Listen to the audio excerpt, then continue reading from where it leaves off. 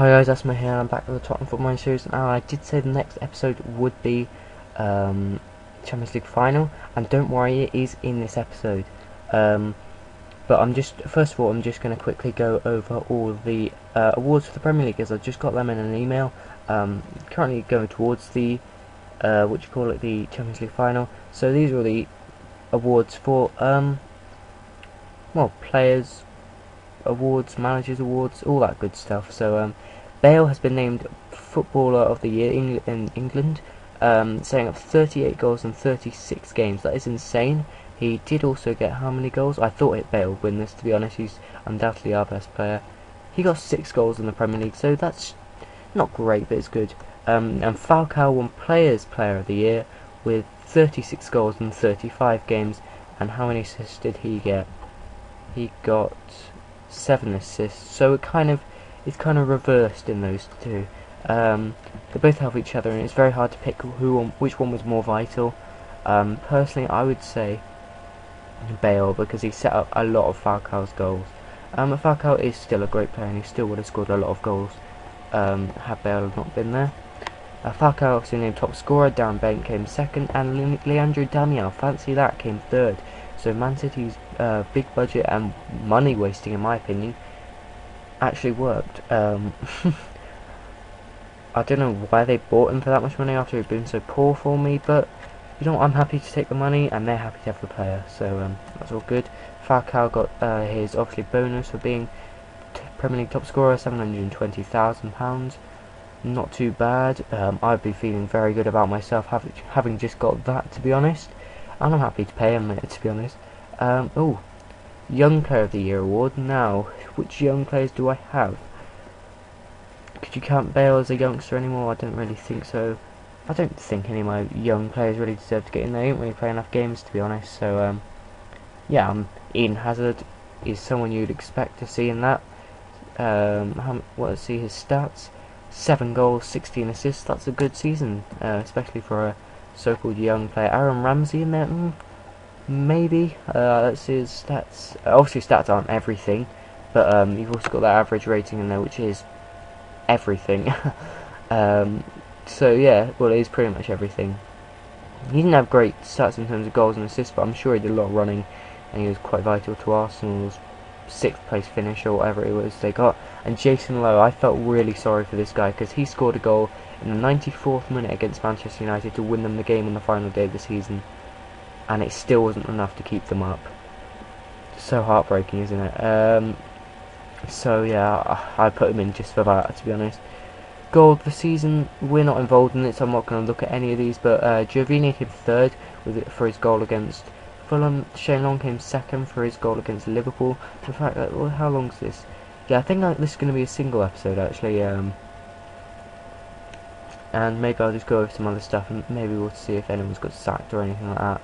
And then Scott Sinclair got Goal of the Year. In fact, let's take a look at the Goal of the season. Why not? Come on. Okay, here we go. It was in a 4-0 win against QPR.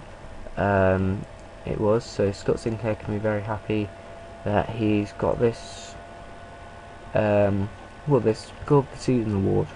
Well done to him. It's all I normally check out the Goal of the Season by myself anyway, but look, it's just a little run down the wing. Bale did that about 5 times. What's so special about that? Bale literally did that 5 times, or about 5 times this season. I don't get that. I thought it would be something insane. What, he didn't even dribble around anyway, just kind of ran, and they got out of his way. No idea how that got Goal of the Season.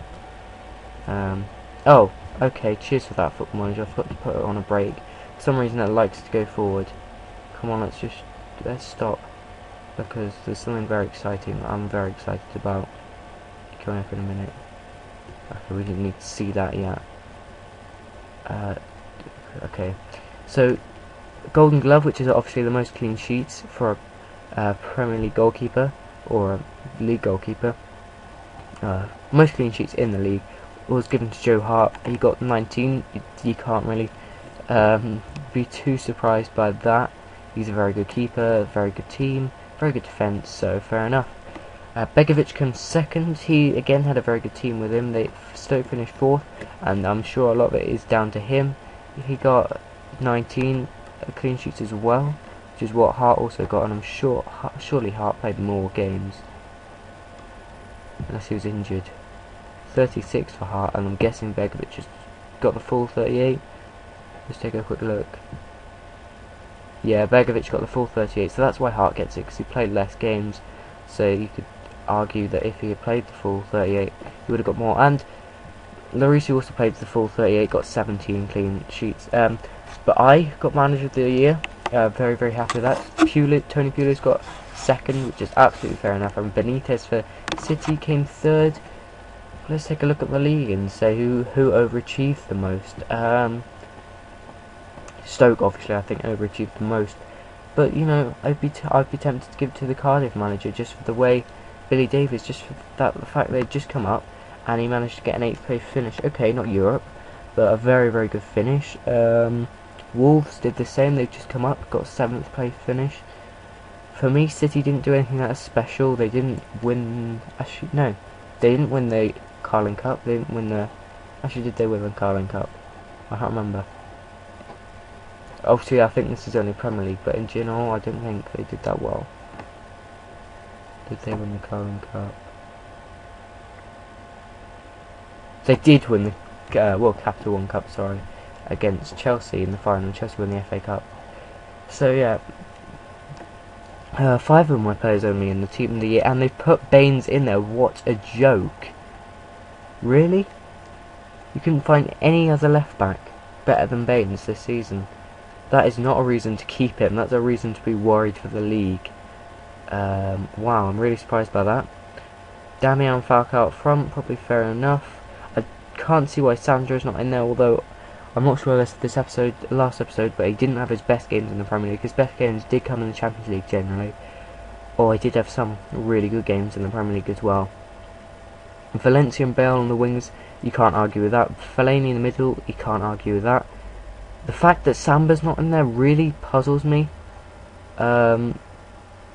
Is he on the bench? No. He was the best centre-back in the league, undoubtedly. How Vidic has managed to squirm his way in there, I don't know. United had a terrible season, and okay, he didn't have a bad rating at the end, but I'm struggling to see why Samba's not in there. You know, the rest of it, apart from Baines, I can't really argue with that much. Well, who would be better than Baines? Let's go and take a quick search of the, you know, Premier League. Based in England. I'm registering transfers off. David Alaba. What was his? Although Baines was very good first half of the season. I don't know. David Alaba was good. Clichy was probably alright. I don't think he played the second half because they got Cohen Trow in. Yeah, he's very good as well. And how good? What was Baines's overall? I mean, you look at his recent one and his recent match, last 5 games, and it's 6.86, which isn't terrible, but some of his games have been terrible. So 7.35. So maybe he was just the best overall in average rating, but I don't know. I really don't know about that. Dubious one, certainly. The rest of it, apart from Sam not being there, I can't really argue too much. Maicon, obviously I didn't really see a lot of it, so I can't really. I wouldn't say Walker was the best right back in the league, so no. This is going to be a single episode, by the way. I've decided that. It's long enough already. Newcastle sacked their manager. Goodbye, Messi. I'm not really bothered about Spanish awards. Newcastle sacked Appleton. Of course, I could go for that job, but no. I'm not bothered about that. I'd rather not be losing every game in the Premier League next season. I wouldn't mind going to Championship and having a different challenge. Or going with a small team. But a team like Newcastle, I'd just go Sequeira. Actually, let's see how he did as Arsenal's left back. He played well against me. Yeah, he had a good season, I guess. Right then. What am I doing now? You know what? I might as well just go over the Premier League stats overall. So if it will come up, here we go. We just want overview for now. So yeah, the average rating, obviously Bale, Falcao, and look, Samet was the 5th best player in the league. How could he not get in the team of the year? I don't know. Games won, obviously a lot of my players are up there for that because we won a lot of games. Top scorer Falcao, Bale and Valencia are up there, and shots on target ratio, Falcao and Adebayor are both up there, which is always nice to see. I'm actually interested to see where Suarez is on this, because I'm sure he's absolutely appalling like in real life. Shots on target. If I could get the actual stat of how many shots on target they got, that would be so good. So yeah, I want to just get strikers, because obviously it doesn't really apply to midfielders. You know, they're not exactly going to have as many. So yeah, these are, in terms of shooting, the best strikers in the league. For me, I want players with at least 50%. My other strikers didn't really get in there, but you know, you can't really say a lot more about that, to be honest. A lot of them didn't play very much, just coming off the bench and stuff. What else to say? Oh yes, my club stats. So let's go and take a look at them. Let's do overall, because it all counts, doesn't it? So as my club, Dede got the highest rated at my club, but obviously he only played half the season, so my player of the season would obviously have to go to Gareth Bale, and then Falcao, then probably Fellaini. So yeah, joke of the season, donkey of the season, whatever you want to call him, Leighton Baines. As much as horrible as that is. So let's go with the most red cards. We only had 2 red cards in all competitions, and they were both for Dede. Most yellow cards, Fellaini, what a surprise. Baines got 7, Ayew got 5. Well, 5's not that much over the whole season. I guess for a player like Ayew doesn't really play all the games, it is quite a lot. Shots on target ratio, Andre Ayew had our best shot on target rate. Oh, of course, this isn't, of course, I've got the players who aren't available for the Champions League not in there, so. And as bad as Pastore was, he got every single shot he took on target. He only played in 2 games, but that's pretty impressive, to be honest. Falcao's up there. Ayew still the best shots to goal ratio, apparently. Cavani had a high one. Bar had a high one. Corker had a high one. No surprise there, he gets a lot of goals from corners and stuff. Fellaini had a high one. Look at that, look how many players who got above 50%. From Alderweireld up. I'm very impressed with that. I'm very, very happy with that. The dribbles per game. Yeah. Valencia and Bale both around that 7 mark. Ayew's back there, but those 2 you'd expect to be high up. Tackles per game. Smalling got 8, over 8. Sandro got over 8. You would expect Sandro to have that. And look at this. This is the difference between Sandro and Lucas. It's not a lot, but it can just be that little bit extra, you know. So yeah. Fellaini was also at the pass rate. Lloris, highest you kind of expect your goalkeeper to be up there. Isco, Spanish, so you kind of expect it again. Fellaini and something. Really, I want over 80 for most people. Obviously, strikers you let off. Baines really should be having more than that. I don't know whether this counts crossing as well. Hummels obviously got 80. Falcao 80. Fellaini, yeah, a lot of those you kind of expect to be in there. Man, the match Falcao got most. Fellaini got 6, 5 for Adebayor. That's pretty good. Overall, Bale got 41 assists. Valencia got 25. 11 from Sandro, 10 from Ayew, 9 from Falcao. Yeah, it just keeps going on and on. Goals, obviously, Falcao got 41. Absolutely insane season for him. Adebayor got 21, a very good season for him. Fellaini got 16 goals, very happy with that. But Valencia got 14, Bar got 13. That's good considering he only played in, well, he only started 13 games and came on in 12 games, so that's a very good for that. Obviously, this isn't including the Champions League final, but the most games played, and I kind of expected this. Lloris 54. He only missed 2 games in the whole season. None in the Premier League. I'm pretty sure he didn't miss one in the Champions League either. Really, he's been a very, very crucial player to us. Let's take a look at whose contracts are ending in the end of the season. It is, of course... Oh, no one's. Okay, well, I'm fine with that. I'm happy with that. Let's just take a look at, like... Yeah, there's some players just not... I don't use, or... says I don't use. So yeah, I'm pretty happy with the way my squad performed this season. And I have some strange news, well, not strange, but I have some kind of news for you, and just to round up basically what's happened in English football over the last few years. So obviously in the Premier League we won our 2nd title in a row, obviously Tottenham's 2nd ever Premier League title only, in about, what, 20 odd years it's been around. So yeah, in the Champions League spots were Tottenham, obviously, that's us. Manchester City, Chelsea and Stoke, Arsenal and Manchester United got their European spots, as well as Newcastle, who came runners up in the FA Cup to do that. And relegated was Blackburn, QPR and Wigan, so unlucky to them. Replacing them in the Premier League will be Norwich, Brighton and Nottingham Forest, so I look forward to thrashing them next season. And going down was just Coventry, Peterborough and Sheffield United. In League 1, Preston, Derby and Crystal Palace all went up, so teams who have been in the Championship in recent years. And then Crawley, Shrewsbury went down and get the fuck in. Hartlepool and Wickham went down. York went up recently, coming up from Blue Square. Anyway, Scunthorpe, York, Crewe and Oxford all went up to League 1, while Northampton and Barnet went down, about time they did.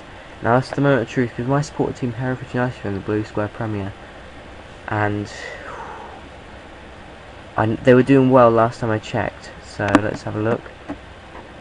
So, okay, still building tension. Tamworth, Chester, Droylsden and Eastleigh, I think that's how you say it, all went down to even lower, well, I'm not even going to cover. Oh my god. Finished 3rd, my team Hereford did. They still got fucking Dick. Oh no, got Andy Porter now. That's even worse actually. How they've managed to keep hold of some of these players. Why they've kept Schmeichel, I don't know. I think he's pretty good in the game though actually. Well, it's disappointing. Oh well, if they get promoted next season I'll be happy to take their job. But anyway, now on to the more different news. I'm wondering how to get it while still being I don't know what to do here. Wolves will have Foley or someone in their team, won't they? Oh, here we go. Yeah, they've got a lot of Irish players. So I've actually created another manager, and I'm just taking over Ireland for the World Cup. Simply because I think that'll be quite fun. I'll probably get knocked out in the group stages. But yeah, whatever. They've got Portugal, USA and Algeria in their groups. They're kind of tough. I lost my first match in charge to Mexico 4-0 away. But to be honest, I was just trying out a new tactic and I really don't think it works. I didn't actually select the team. I obviously would have not brought a lot of these players. I'm actually Shakevin's still like around, because I just would have brought him just because he's such a legend. I don't care how crap he is. I would have brought him at least. He might be a coach now though. No, he's still a player. He's free agent. I'm tempted to get him just so that he can be a coach soon. Oh, I can already get him as a coach. Nice. Goalkeeping coach. Do I actually need one? No, but I really want him as a goalkeeping coach. Right, well, these obviously aren't going to be there anymore. Well, just a normal coach. No, what kind of? I wonder what kind of coach he is. It's already coming up with it, because he's still technically also a player. Oh, I know I'm going way off track here. I just really want to get him. Just scouting on personal information. Seamus John James Given.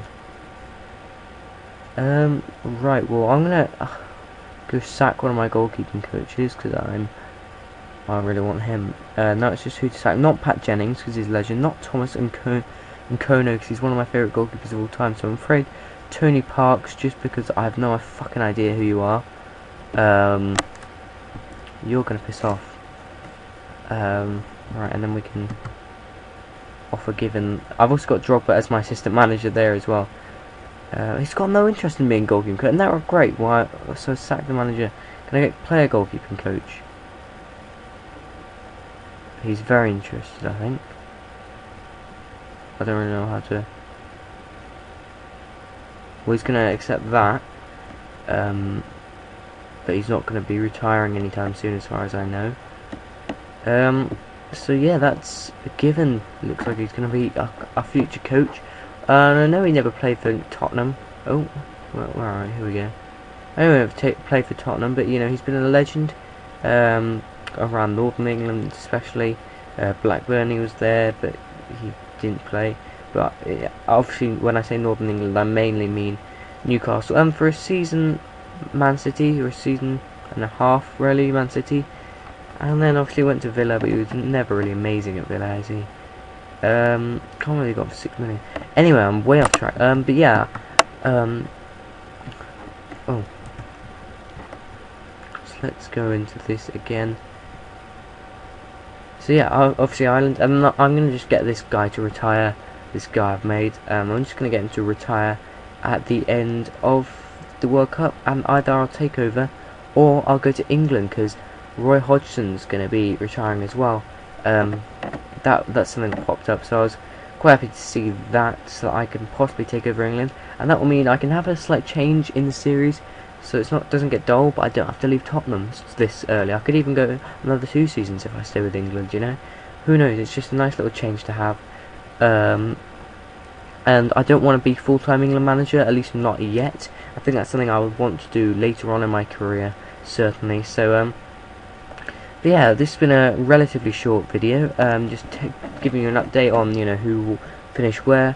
The next episode will probably be after the World Cup, I'd imagine, or when, I don't know, I've got some kind of thing to do, something major to do, and I'll see you next time. Thank you, and goodbye.